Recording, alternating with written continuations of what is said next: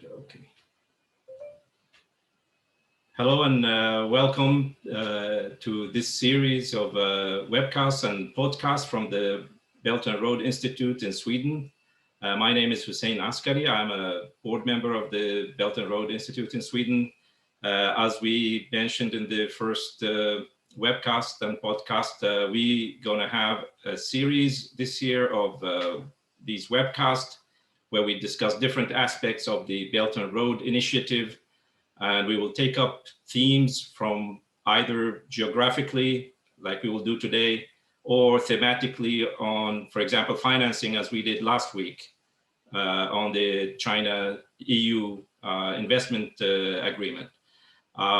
We are dedicated to present objective information about the Belt and Road Initiative, devoid of all the geopolitics.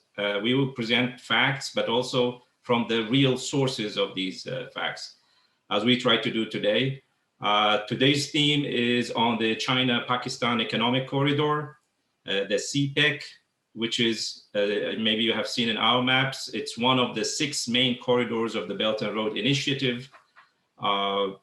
If you go to Chinese media, the CPEC is described as the flagship of the Belt and Road Initiative and the symbol of the Iron Brotherhood between China and Pakistan.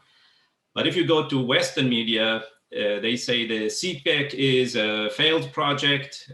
China is withdrawing. It has not created the jobs and prosperity that it had promised in the beginning, and now it's in trouble. So why should we go to China or to the United States or Europe to get information on the CPEC when we have one of the best experts from Pakistan itself? And today we are happy to have with us Mr. Shakeel Ramay. He's a political economist. He's the director of the China Center in the Pakistani Sustainable Development Policy Institute. So we would say hello to Shakeel. Hello, good to see you. Good to see you too. We are happy to have you with us. Same as you are one of the most prolific writers on the CPEC, but also on China-Pakistan economic relations, but on many other things. It's very difficult to catch up with you because you have like 2-3 articles every week. And suddenly you come up with a book on understanding China. So that adds to our burden of study, but we are happy to have that amount of knowledge and facts from you. Today, we would like to have you walk us through some of the basics of the China-Pakistan Economic Corridor, as you have witnessed it, as you have seen it. By the way, myself and a few of my colleagues, we were supposed to visit Pakistan in 2020 in April. To do a field study because we wanted to see for ourselves how things are going on there, to visit some of the projects, have discussions with people who are planning the CPEC, who are implementing the CPEC. But unfortunately, the pandemic put a stop to that trip. But we hope we can do it again. But we are happy we have you with us to. We have several questions, of course, for you to explain what the China-Pakistan Economic Corridor is about, when it did start, where the idea comes from. And as we understand, there are different phases of the CPEC, the phase 1 and phase 2 you have written about, but also what are the goals of the CPEC. And we have other questions, of course, but please walk us through what the CPEC is and where it started. Okay, thank you, Hassan, for a very candid introduction. So can I share my presentation, if you allow me?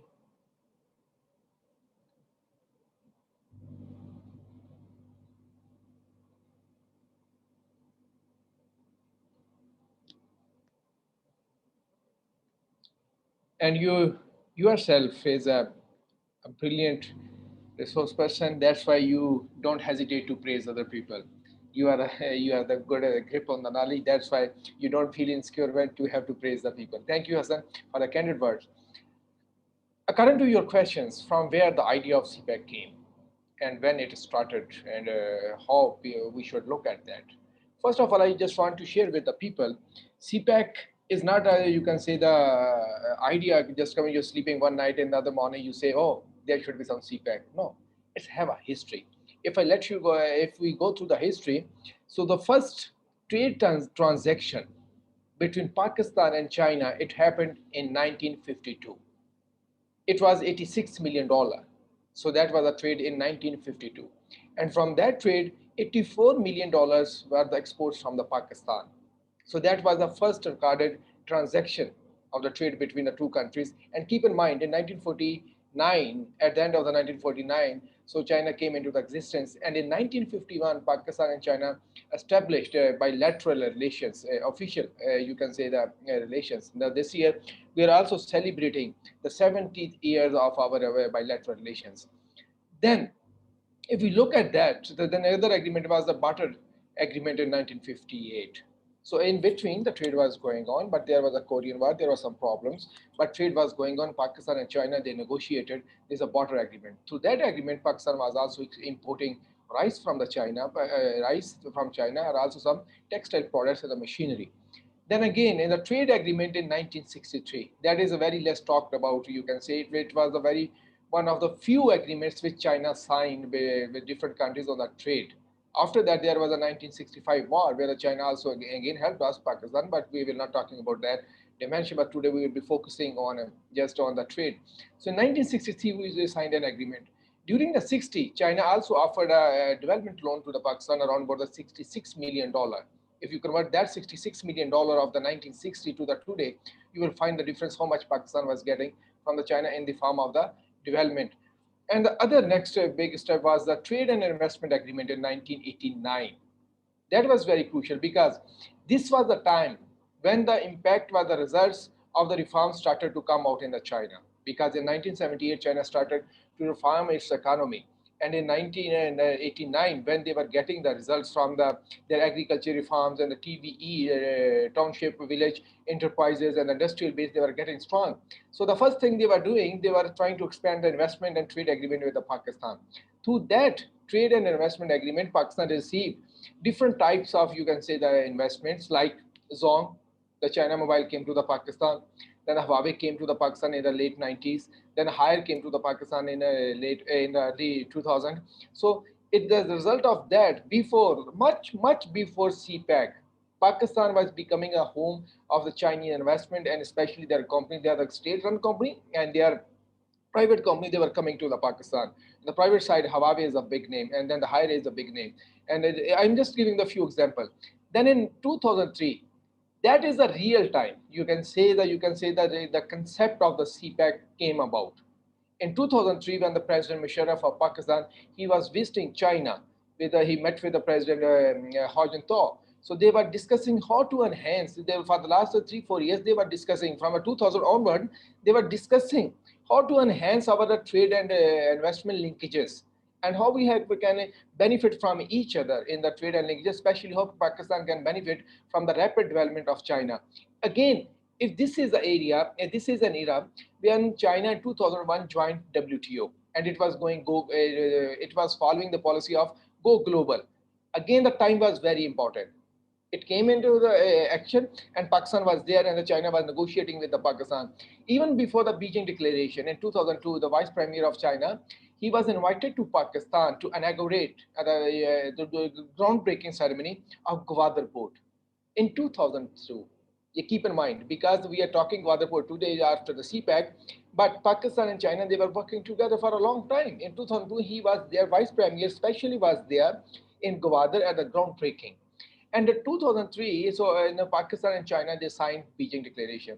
If Hassan, if you read this Beijing Declaration, you will find each and everything which are now the part of the long-term plan of CPEC, China-Pakistan Economic Corridor. You can talk about anything. For example, after that, Pakistan and China in 2003, we signed first free trade agreement. And after that, Pakistan also signed with China energy framework in 2006. When the President Hajan Tawai, he was visiting Pakistan, he agreed to work on the energy framework. These are the few areas which we always talk about: energy, trade, investment, and these everything. So Pakistan, China, they were working on it for a long time, you can say. In energy framework, if you look at that energy framework, you will find all the projects which we are discussing, which we are implementing today, they were being discussed in 2006 and were agreed, not discussed. It was agreed.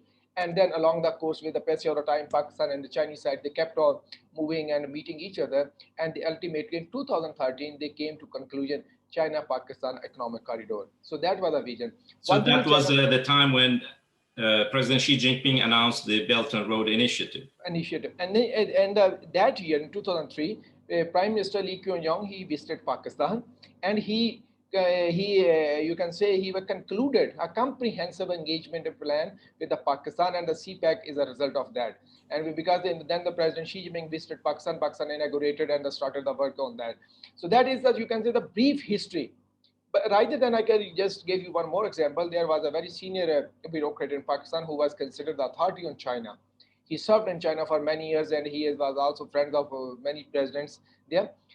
I was interviewing him once. I asked us from where the CPEC came. He said, in early 1960, when Pakistan gave the air corridor to China, China at that time decided they will go for the land corridor. And they look at that possibility. And the concrete example is the Karakoram Highway, which has been built by between Xinjiang and Pakistan. Is crossing from the you can say from the Gilgit-Baltistan, and this is the same route. In 1970s, Pakistan and China jointly constructed that road. Now Pakistan and China, they are making it the route for the trade between China and Pakistan. If you look at the land route, it's coming to that. The railway route which is in discussion, which may be finalized sometime, that route will also be go through that area. So when I asked him, so he referred from that time, Pakistan and China are working on that concept. Very good. Now, thank you for this background. Can you tell our audience about the kinds of projects that are part of because it's generally discussed, because where do we have the deficit and in the infrastructure in Pakistan, and transport, power, and so on, which has been a big problem for Pakistan's own development. Okay, so let's start to talk about what CPEC has in it. So there are different areas which CPEC will be talking about. Number one, economy as a whole. It is not so you can say the one sector investment like that. Only one thing will be happen. The rest of the economy will not be able to benefit. It is, you can say, it's a comprehensive program. In that, there would be trade. We have concluded the second phase of the second FTA, free trade agreement. There will be included investment, and you know that investment is coming a big way in Pakistan. You can talk about agriculture now. A special MOU was signed on agriculture between Pakistan and China. Maybe you are aware of that. 3-4 days back, the China Machinery and Engineering Corporation, they have launched a special initiative to share the information, and both governments are working very hard to make it a success. Then the science and technology. That is very important, Hassan, and with my point of view, because the cooperation in science and technology will help Pakistan to enter the fourth industrial revolution. Because through that, Pakistan will be able to learn from China. Pakistan will be able to benefit from the Chinese experience in the technology development. Pakistan will be able to learn how to venture in the quantum computing, how to venture in the robotics and artificial intelligence. Then the last one is the tourism. So this is a comprehensive, you can say, the package. So to your next question, what was the context when the CPEC came to the Pakistan? That is very important, Hassan. The few facts why Pakistan needed CPEC. Number one, when CPEC came to the Pakistan in 2014 and 15, Pakistan was losing $4 to $5 billion per annum due to electricity shortage. $4 to $5 billion. I'm talking about 2014. And that was a huge amount in context of the Pakistan. That roughly makes 1 to 2% of our GDP. That was only due to electricity. And at that time, Pakistan was in 2012, Pakistan was in need of $1.5 billion to rehabilitate, not to construct a new infrastructure, to rehabilitate our existing road infrastructure, which was in a very bad condition due to the reason of the NATO. Because Pakistan gave passage to the NATO containers to pass through the Pakistan to to reach Afghanistan because the world was fighting the war on terror there. So Pakistan was facing a huge burden of on the road infrastructure. This is you can say a very conservative estimate. Some people say it's a 3-4 billion dollars because they were using the whole infrastructure of the Pakistan, and despite that Pakistan was helping them, so they were not investing in the Pakistan to rehabilitate. That was a very strange fact. On one side you are saying so Pakistan is a frontline state against to fight the terrorism, but on the other side you are deteriorating their infrastructure but not ready to invest. It would be natural for people to think that if the United States and NATO want Pakistan to be on their side in the fight against terrorism, it would be natural that these countries will help Pakistan build its infrastructure and economy and assist Pakistan in the development so they can play an active role in their fight against terrorism. But obviously that's not what has happened. It was not happening. Rather, they were criticizing us. So I'm just coming to the point. And the fourth point is food insecurity. Pakistan was one of the, you can say, the one of the biggest food agriculture country, but still, due to the bad condition of food agriculture sectors, the food insecurity is very high. Look at the statistics, 58.8%. In this context, and the last, Pakistan was on the Human Capital Index under 134. So that is another strange fact. This is the latest figure. So if you look at that, at this point of time, this is a context. In addition to that, more than 100,000 people have been martyred during the war of terror. A lot of infrastructure has been destroyed due to the war on terror and the bomb blast in the Pakistan. Terrorism was going on because Pakistan was helping the world and the NATO so to curb the terrorism in Afghanistan, so they came to the Pakistan. Pakistan had to fight a big war. $120 billion in loss Pakistan has been went through. There was a $120 billion. Look at the statistics and look at the GDP. At that time, it was around about $200 billion. So there was a huge loss. Rather than world came forward and help us and invest in the Pakistan, they choose to stay out. And when our Arab brother China came forward to help us to invest in such a difficult situation, even when the Chinese investment and their people started to come in the Pakistan, there also faces the problem of the terrorism. Few people was, you know that they try to kidnap those people, Chinese people, everything. Despite the fact Chinese did not leave us, they stayed in the Pakistan and they continue to invest on the Pakistan. So this is just for because we have a limited amount of time, because now we got the background to the conditions in Pakistan, and now we want to see what kind of projects that the CPEC or China contributed to building in Pakistan to solve some of these problems. Because as you said, you want to go into agriculture, you want to go into industry, you want to go into the fourth industrial revolution, but without electricity, for example, and without transport, you cannot do any of that. Yeah. So as Pakistan and China, they started. And also, if you can speak a bit slower. Okay. So China and Pakistan started to invest in multiple fields, but during the first phase, we identified the low-hanging fruit, and that was the electricity, road infrastructure, along with it some other investment in the industrial cooperation stuff. But the major focus was on energy, because energy was direly needed at that point of time. And in addition to that, Pakistan and China completed the Gwadar port. Gwadar port is another project which has a you know it very well. It would be the hub of the transit trade in the future from China, so and other countries. So these are the few projects which Pakistan was able to conclude. And what was the benefit of those projects? First of all, Hassan, it created 75,000 direct jobs. 75,000 direct jobs mean you engaged 75,000 families, and they were looking at taking care of them. Then it produced more than, so we are now to complete that 10,000 megawatt of the electricity, which helped us to overcome the shortage of electricity. And the last, which I mentioned in 2014, it was $4 to $5 billion.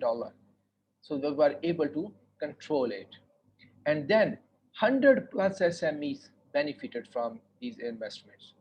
Because if you look at 100 SMEs, That's mean how many people will be employed there. If you have the data, you can make a.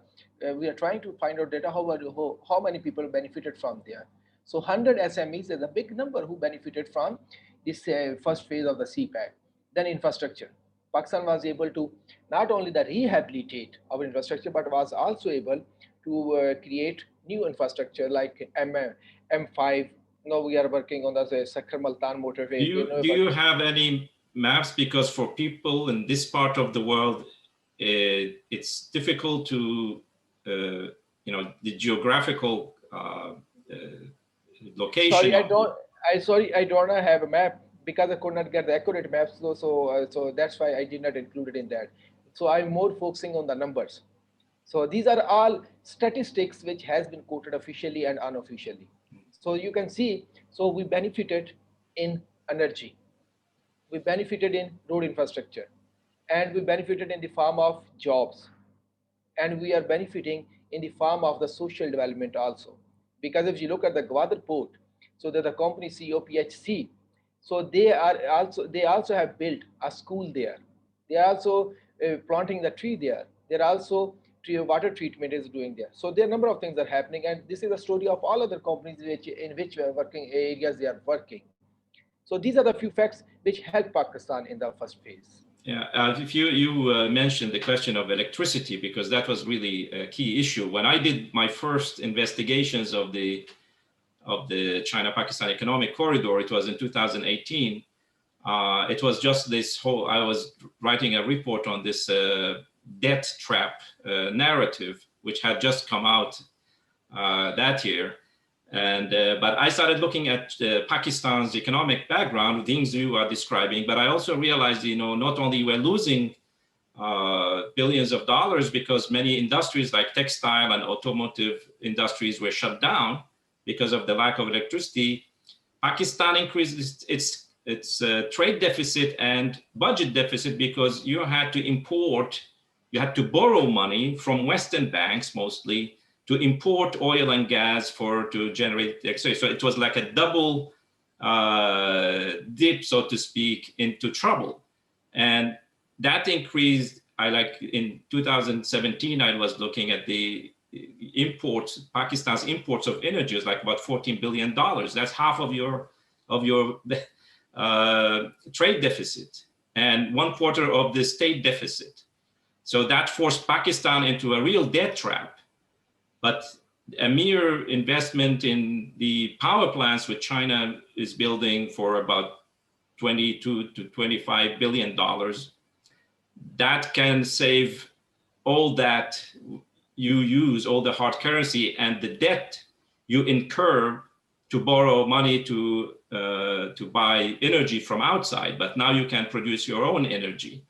So that, in that sense, you win twice by activating, reducing your dependency on borrowed money for import of energy, gas and oil, but also you can activate your industries and generate income to pay back for the investment. But the other thing which people say, that this question of debt trap, we might come up to it, but these power projects which China is building in Pakistan, how much of it is on credit and how much of it is investments by Chinese companies financed by China? Look, first of all, one thing I forget to mention, in 2010, Pakistan went through the worst flood of the history of the humanity. And in 3-4 years, Pakistan was going through the flood and again and again. It also constrained our resources and destroyed the infrastructure. If you look at you can say the investment in our energy sector, almost everything is on a foreign direct investment. So they are not just trying to give us the loans for things. Their minor portions are only loan, very minor portions.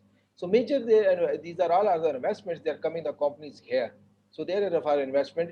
These are investment like any other foreign direct investment. As the foreign direct investments, they are coming into the Pakistan. So the major proportion is from the foreign direct investment. It is not about, you can say about it's a loan or a credit like that. But other things which you mentioned, very pertinent, I think you spell very clearly. These interactions they are the productive interactions. If you're getting money, if you're getting foreign investment, these are the productive one. It's not just like the fiscal to cover the fiscal gap or some other unproductive sources. When you have the productive investment, that means you will be able to produce some results, and you will be able to repay it, because you're producing something, you are doing some job. It's not just like you just get the money and consumed it. So that is, I think, the real difference which we have to keep in mind when we're talking about the Chinese investment in the Pakistan. One thing, and second thing, the CPEC other investments, they are not fully, the whole cost is not fully coming from the China. In the number of projects where Pakistani government also contributed. For example, in 2015, when the CPEC started, from the total $46 billion, 18 plus billion-dollar was investment from the Pakistan, was committed from the Pakistan. So the both countries, they are partnering it. It's not just like that. So everything is Pakistan is borrowing or the foreign direct investment is coming. There is a huge proportion which Pakistan is putting to the Pakistan Social Development Program. So it's not like that the one-way flow. So Pakistan is also investing. That's why we say it's a joint program. It's not saying like there's a one-side program. Yeah, I remember also when I was working on this debt trap thing, what I discovered was shocking for me, because it looked like Pakistan's $95 billion, they are mostly owed to the IMF, World Bank, and the Paris Club, and some Gulf countries. So China's portion of Pakistan's debt at the time when I was looking at this in 2018 was very, very small compared to the debt Pakistan owed to the West. So, but the debt Pakistan owed to the West was not used. I mean, the credit you got, you didn't use it to build infrastructure, industries, agriculture to be able to repay. This debt was incurred because you had, as I said, buy energy from outside, but also to fill deficit gaps in your budget, not for any productive end. Yes, and if we look at the theory and the propaganda, I say the propaganda, baseless propaganda. So the CPEC is a debt trap. If you look at the configuration of our debt at this point of the time, so China's contribution is only 5.6%. I repeated, 5.6%. So I can't figure out if 94.5% debt is okay. That is fine. But 5.6% is a real problem. So that is a very stupid, you can say, the statement if you talk about the statistics. If you look at the statistics, Pakistan owes $10.92 billion to the Paris Club. Pakistan owes 7.86 billion for to the IMF. If we look at for the bilateral donors, $24 billion. If we look at that multilateral donor, 39.39 billion. So in this context, international bonds, 5.3 billion. So in this context, so it is very, you can say, the childish approach to say that the something which is only makes 5.6%, that is a debt trap. So this is not a debt trap, this is an investment, any other type of investment. So this is an investment. Another, as you mentioned very accurately, I appreciate you understand Pakistani context so much, so that the Chinese are coming as a investor. They are not coming like just to give to for the consumption money. They are not trying to trap you. Actually, that is a trap when you're giving the money for the unnecessary stuff to cover up those things, not the productive use. For example, no, again, when they see like that, so nothing is happening. So again, multilateral donors, they're coming after Pakistan to get new, and you can say, the loans from them. ADB, World Bank, they are getting Pakistan into that. But Real they also trap. have conditions. When Pakistan was negotiating in 2018, one of the conditions the IMF had to lend Pakistan this bailout package to $12 billion, that the Pakistani government should cut 200 billion rupees from investments in infrastructure. You know, Yes, that's not shooting only yourself infrastructure, in the feet. not only in infrastructure, but also some social development projects. Yes. And also they forced Pakistan to go for, you can say, the rupee depreciation and increasing the prices, which Pakistan is facing the problem today. Actually, Hassan or Hassan? Hussein. Hassan, sorry, they look at that, look at me. So actually, they trapped Pakistan in debt. But with the help of CPEC, Pakistan is coming out of the debt trap. So that they cannot tolerate. So that's why they they started to create a hue and cry around. So definitely the impacts are already here due to that there's a debt from this IMF and other World Bank or multilateral donors, bilateral donors. Pakistan is facing the impacts. No, what they are doing so cleverly, they're trying to tag it to the CPEC. That is a very, you can say, as a nasty policy, and we must be very clear on that. We have to refute it. Otherwise, they're showing like that what they did in Sri Lanka. The Chinese portion was only 10%, but they correlated it to the Chinese investment. So that they did in the Sri Lanka, and they're trying to do it in Pakistan. But Alhamdulillah, in Pakistan, we are trying to give them facts and figure. Yeah. So in Pakistan, they are also experienced similar things when looking at Africa, because in Africa, China's portion of Africa's debt is just 17%, while the rest is owed to the same multilateral, lenders and the Paris Club and other lenders. So it's the same story repeats itself. I mean, we will have maybe people from Sri Lanka discussing this situation in Sri Lanka, but that's the same everywhere. But now the debt trap narrative is actually even Western institutions have come out and said, look, forget about this narrative, try to find something different. And the new narrative is that China is staying away from BRI. It's not going anywhere. And the best example is Pakistan, because China have stopped investing in Pakistan. But as I understand, the first phase was more capital intensive because you had huge infrastructure projects, power, roads, railways, and so on. But now you are in the second phase, which is focused more on productive projects, industry, agriculture, and so on. Is that the case? Look, Hassan, I say, so the first phase was also very, you can say, the productive one. Not only infrastructure, but in the allied industry in the Pakistan, for example, road. So there were so many allied industries which were getting the jobs. And in the construction of these power plants, there are so many allied industries. That's why the 100 plus SMEs benefited from it. And but for the industrial development or economic transformation, you need these things, infrastructure. If you don't have infrastructure, you can only dream. In the second phase, so Pakistan is moving towards the industrial cooperation and agriculture cooperation. These are the key factors where Pakistan and Chinese are working these days very hard. So there would be, for example, we are in the process to establish special economic zones. So there will be hosting the joint ventures of Pakistani and Chinese industry. And interesting thing is that these special economic zones or ventures are also available for any country in the world. Any European country want to join it, they can join. Yeah, exactly. That's one thing which we also here in Sweden and in Europe, what we are talking about is, you should join hands with China to benefit from what China is doing elsewhere. Now, I was told by an expert that China's investments in the ASEAN countries actually have benefited Japanese, Korean, Australian, and others, because now there's electricity, there's transport, there's skilled labor. So these countries are investing and outsourcing some of their production to these regions because it's also a huge market.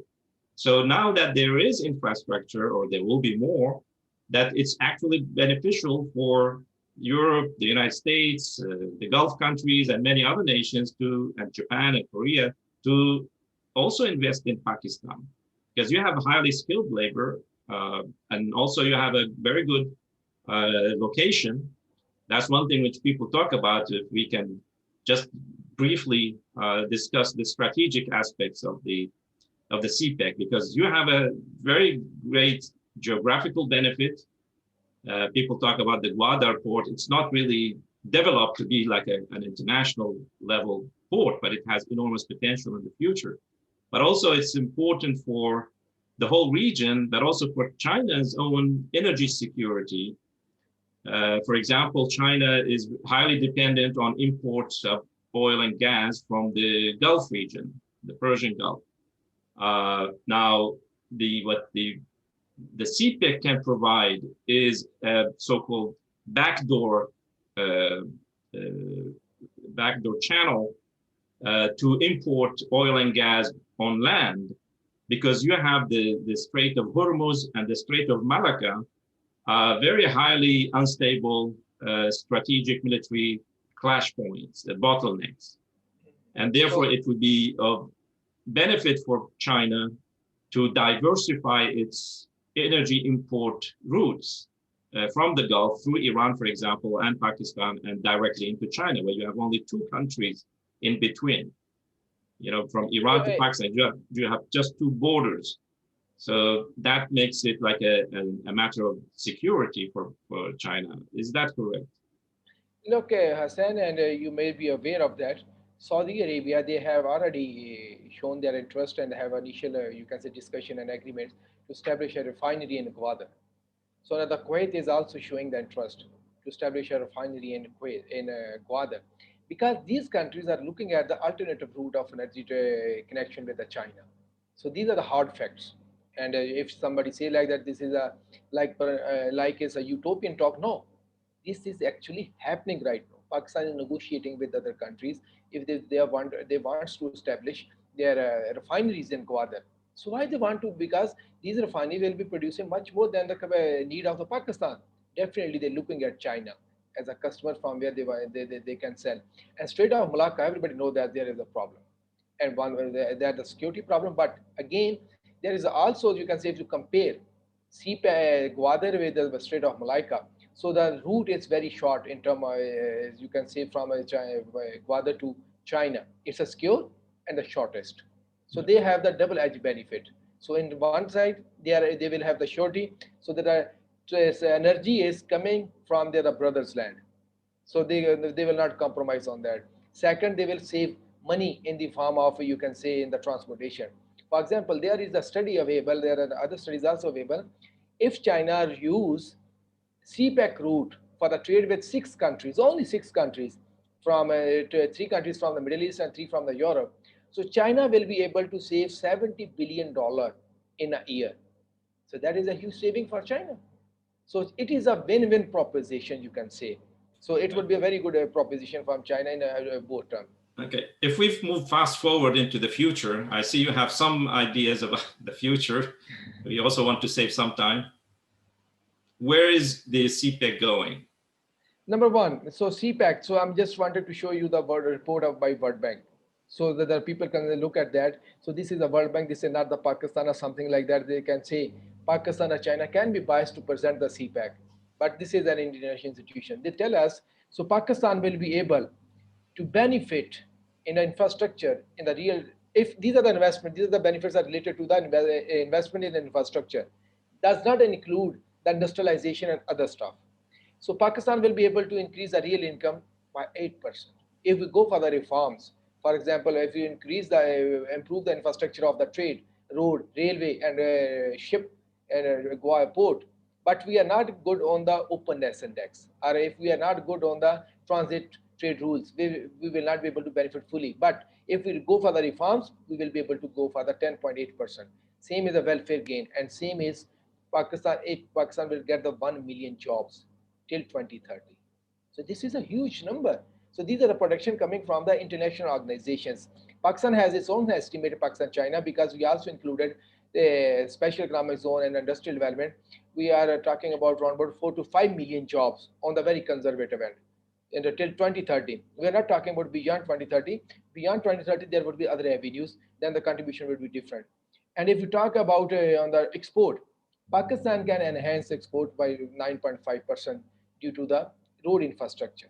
Right now, our most of the agriculture commodities and livestock commodities, we don't have the good road infrastructure. That's why we go for the waste of those products. So we are expecting it will help us to increase our export. Then the factor return is increasing. That is very interesting. In case of the Pakistan, the labor will be the biggest beneficiary in the factor return with a 23%, I think, so I forget that maybe around about 23% factor return for the labor. That is a huge thing. So which will definitely improve the livelihoods of the people and their lifestyle. Style. So 1.1 million people will come out of poverty. If you look at that, 38% poverty, if we will be able to 1.1 million people to bring them out of poverty, that's been 1.1 million households. So that would be a huge contribution context of the Pakistan. If you look at this map by the World Bank, so major beneficiary would be Peshawar, Karachi, and Quetta. So this is another, you can say, propaganda. They say like that everything is happening in Punjab. If you look at the predictions of major beneficiaries, they are coming from the other 3%. Punjab is coming on the fourth number. Among the four provinces, Punjab is coming on the fourth number. So major beneficiary is there. But if you look at the on the broader context, how we are looking the CPEC in the future, up to 2030, we are looking, we will be able to move toward the industrialization. Pakistan will build a very strong industrial base. 2030, that is our main objective.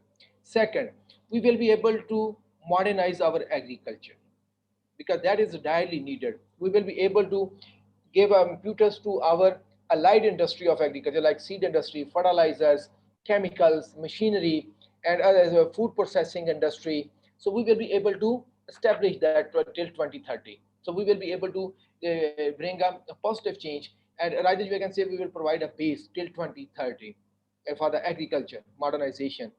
These are the two main objectives you can say of the CPEC in terms of the business investment. If you're talking about the human development, for the next 3 years, China has already given us, you can say, the grant of $1.1 billion US dollar to invest on the human skill development. Because as industrialization will goes on, we will need more skilled people who can work in the industry. So China is already working with Pakistan to impart the skills to the people of Pakistan. We are creating the joint ventures with some Chinese state institutions or also some private institutions. So these are the three key areas till 2030. Beyond 2030, we are looking at that through a MOU on science and technology. Pakistan will be able to benefit from the Chinese development and learn from them, and we can use that knowledge to enter in the fourth industrial revolution. That is a long term. You can say that beyond the 2030, that is our objective. So this is how I am looking at that CPEC, and this is how we have Pakistan China has designed the CPEC to go step by step. So by step means you are moving in the right direction, not just like reform sectors like the Washington consensus. They say do everything at once, shock therapy. But you know that Chinese methodology is different. Build bit by bit and reforms bit by bit. So we are moving. First stage was for the infrastructure. We created that. Second is industrialization and modernization of agriculture. Yeah. There's one misunderstanding about China's involvements in Pakistan or other places is that here in the West, they describe it as like China is spending very much money for just political influence.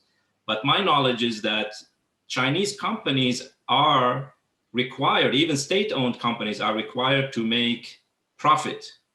So if a project is not commercially profitable, they would not undertake it.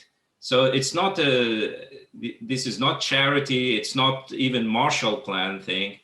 These are real commercially based investments. So it's a calculated thing. It's not like that China is doing this. Of course, it's important strategically. Pakistan is strategically important for China, but there is a commercial aspect of this for the China's involvement. And therefore, I think what is important also is that to point out if there is, but also there should be, that not to be completely reliant on China for investments in industries. You can find other ways. I mean, you will have a Sputnik effect, that there will be a competition to get ahead of China in some aspects or capitalize on China's involvement. As I saw recently in Egypt, Egypt opened bidding to build a high-speed railway or a high-speed network in Egypt. So some Chinese companies, they got the best bids, but that motivated the German Siemens to bid even lower than the Chinese, but also promised to accomplish the project much quicker than the Chinese. So in that sense, Egypt actually gained from working with China by encouraging Germany to come and invest. The same thing happened with the power generation. Siemens built 14,000 megawatts of power generation capacity in Egypt, and they actually loaned the money to Egypt.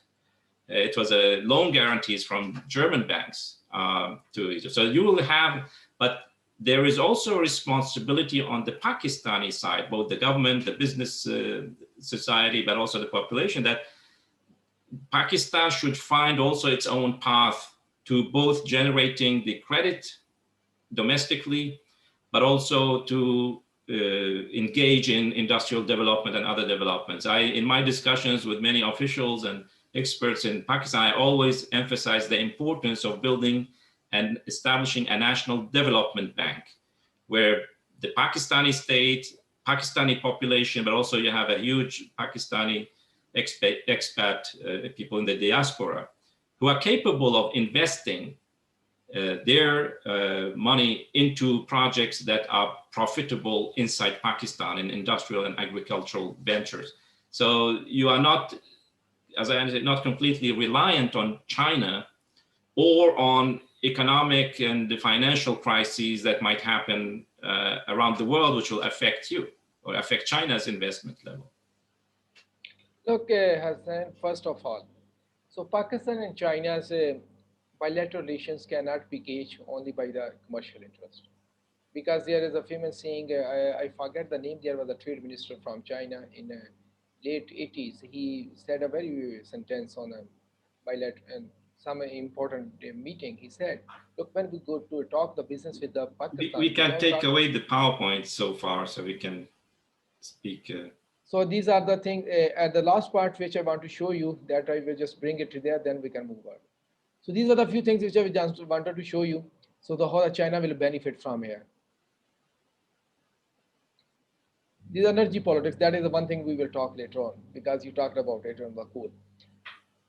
Look, Pakistan and China relationship cannot be gauged through the, you can say, only the commercial interest.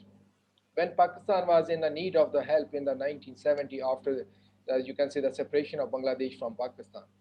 So at that time, China came forward and they gave us a huge help, which is a really huge help in terms of the financials. They gave also let us to go write off few of our loans, which Pakistan has taken at during the 60s and the 50s.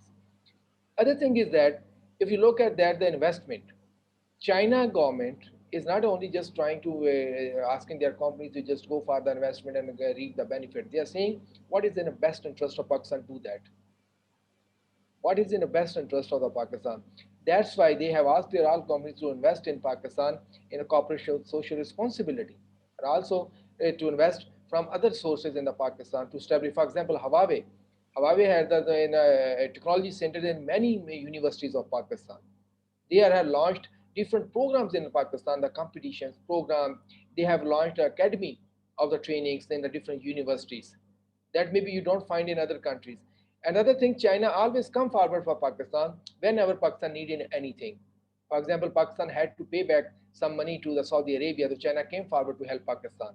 So in Pakistan, you can and there are social development investment. And if you're talking about agriculture investment and industrial cooperation and agriculture cooperation, there is always two parts. One is business, the company will come, but at the same time, there are also government to government cooperation, where the government China is helping Pakistan to find some solutions for their own problem.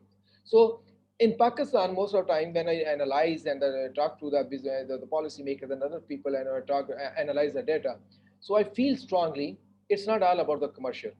It's about more about the shared destiny of the two brothers. So they're trying to help us. So this is the thing. And we also have to keep in mind when the President Xi Jinping in 2015 came to Pakistan, he highlighted one thing very important. He said in early days when China was in need of Pakistan, need of help, it was only Pakistan who stood with the China. We gave them the air corridors. We fight for them for the UN seat. Pakistan arranged the first meeting between US government and the Chinese government. Backdoor diplomacy. Pakistan made a breakthrough from where China started to integrate in the world. He quoted that example and said, and he also quoted many other examples in the flood days when Pakistan helped them. So many other examples. He said, "You did not leave us, we will not leave you." So that means this is the relation is not about the commercial. This is some emotional attachments are also here, and we feel it when we talk to the Chinese counterpart. Whenever Pakistan want to suggest something, Chinese, they never say the no. They said, okay, let's talk about it. But definitely when the private companies are coming to Pakistan, they are coming with a motive also profit. So they also want to see get profit. So they're getting the profit. So every company who invests in the Pakistan, they will get the profit. Definitely, they have the profit margins from there will get the profit. We cannot say that they are coming for a charity. But the important thing which you also mentioned, it is not a charity, it's economic venture. We have to deal it according to the economic principles. We have to make the investment more efficient, not to drag in the politics. But the other part which you're talking about, the brotherhood, that is separate thing. That we are rest assured, if China need something and some help at this some point, Pakistan would be there. And Pakistan is rest assured, if Pakistan would be need some help, China would be there. But that should not be mixed with the economic principles. We have to make those economic principles to be applicable in the industrial cooperation. Right. Definitely, we can benefit from each other. I might ask for the concessions, but fundamentally, we will have to talk about the economic principles. Right. Yeah. Well, thank you, Shakeel. You covered many aspects. We promise our viewers that we will have a guided tour also in another recording, a guided tour of all the projects, the maps, and the different things which are taking place. But it's with a person who is actually one in the planning group, planning the project for the CPEC, and who's currently active in investments in the CPEC projects. But that will be another episode. I just, in conclusion, there was just one thing which I wanted you to address, which is one of the, although we don't want to spend too much time on it, is the question of the coal power. Because one of the big criticisms of China is that it's building coal power plants all over Asia and in Africa. I mean, here people talk about it because here in Sweden, we have almost 50% of our power comes from hydropower and 40% comes from nuclear power. So, I mean, when I looked at Pakistan, Sweden alone produced as much as, which is only 10 million people, produced more electricity than Pakistan did. I don't remember how the population number in Pakistan, at the time, 2018, but it's more than 10 times the population of Sweden, but Sweden produces more electricity, or did. 220 million people, 220 million people. Yes, and that's 20 times more population in Pakistan, but their energy production was as little as Sweden, but Sweden is an industrial country. But people here talk, they have enough electricity, but they say, well, Pakistan and China should not build hydropower. They should, even hydropower is negative right now, but even coal power. So how do you answer the people who say, well, you shouldn't build coal power and hydropower in Pakistan? Look, Hassan, the guided tour, I promise you, will bring you to Pakistan, and you can, from the actual places, you can give a guided tour to the people, not only from the map. So, other thing is on the energy politics. As I think we were discussing that some other day, you mentioned it.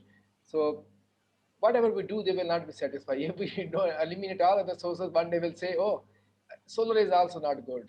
We'll do something else. So one thing is that you cannot satisfy them. But if you look at the statistics quickly, I will go to the quickly statistics. Look at the world statistics. So Germany produced 35.4% of energy from the coal. And look at their consumption. It will be way ahead from Pakistan. And European Union, they produce as a whole, they produce 40% from the coal. If you look at that, they are way ahead from Pakistan. And Germany has concluded that they will put 40 billion euro to replace it. That is still to watch how they will replace it. Some other facts also. If you look at USA, 23% from coal. India, 72%, and it has increased in the recent year. South Korea, 43, some say the 40%, also say the 40%. And then the South Africa above the 80%. In this context, if you look at the Pakistan, first of all, the energy investment they have produced jobs in Pakistan. 23,000 jobs in the last 5 years. They have been produced by these investment from a Chinese side in the Pakistan. And then Pakistan is going to retire 11,000 plus megawatt from our fossil fuel in the next few years.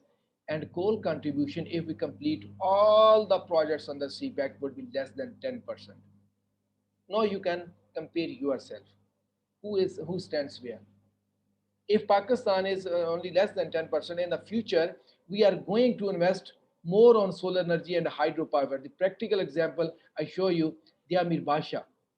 So we are investing here. So we are also investing some other, you can say, projects like Azad Patan, Kohla. I can give you a number of examples. Thousands of megawatt will come from that clean source of energy. That's mean our energy in our energy mix, the share of coal will further go down. The fossil fuel will further go down. But also keep in mind, Hassan, one thing. Right now, 26% of population of Pakistan need grid electricity. They don't have the grid electricity. We need that electricity. We have 26% of 220 million people. If you calculate the 20%, that's mean it's around about the, you can say that 30-40 million people. So we need to provide them electricity, the more than the size of you can say of the Sweden. So in this context, I can't figure out where the coal investment and where is the problem. If you do yourself, you are using in a huge quantity. Even the most developed countries of the world, you are using the coal in the in the big number. And even the India, when they are doing this propaganda against Pakistan about the coal, look at their statistics. If you look at the statistics of the USA, 23%. Come on, yeah. So you have to figure out that how you can be so ignorant. A country with limited energy consumption, per capita consumption, and they are only less than 10%, and you're making a noise. You are going for a hue and cry. But look at your statistics. 23% is coming from the coal in your own country. So this is a whole baseless, you can say, the propaganda. Whatever Pakistan and China will do, they will criticize. It's like that. If you are talking to a beard man, and you ask him, oh, you don't find any other thing, you will say, oh, when you talk, your beard is moving. So you don't have any answer for that question. Definitely, when I will talk, the beard will move. So this, in my context, in the short, we can talk later on someday in the detail of the projects and everything. But in the short, so this is the baseless propaganda. And also keep in mind, in 2014, Pakistan was losing $4 to $5 billion due to electricity shortage. Right. That is our, you can see, it was needed. It was not like that, just like other countries they did. They have their luxury to go for that, but they're still sticking to coal. Why? Then why they are criticizing Pakistan if Pakistan is trying hard to make to the deficiency and take care of its people? So this is I can say it's just a propaganda. So I cannot say more about this. And this fact speaks for itself. All right. Yeah. Okay. Well, thank you, Shakeel. This was really enlightening. We had a very good load of information, very good factual information, which people would need to digest.